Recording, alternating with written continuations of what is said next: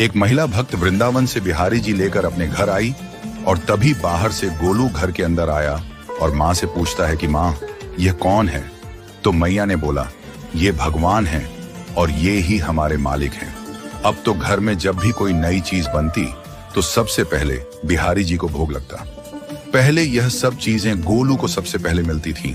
इससे गोलू बहुत चिढ़ने लगा और मन ही मन ठाकुर जी को कोसने लगा।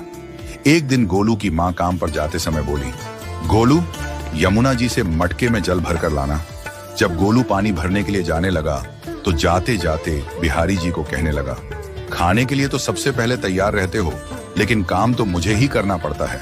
अगर यहाँ रहना है तो काम करो। कहकर गोलू यमुना जी से जल भरने के लिए चल पड़ा।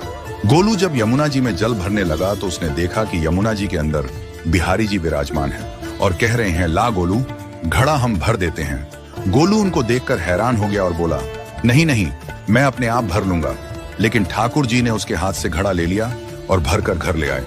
गोलू घर आकर डर रहा था कि अगर माँ को पता लगा कि मैंने ठाकुर जी से काम करवाया है तो आज मेरी पक्की पिटाई होगी। माँ ने घर आकर बिहारी जी को गीले कपड़ों में देखा तो एकदम से हैरान हो गई और कहने लगी कि गोलू, ये जरूर तेरी शरारत है, जरूर तूने ही इन पर जल डाला है। गोलू ने अपनी माँ को समझाने का बहुत प्रयास किया, लेकिन माँ ने उसको डांट कर चुप करा दिया और ठाकुर जी के भीगे हुए वस्त्रों को बदलने लगी।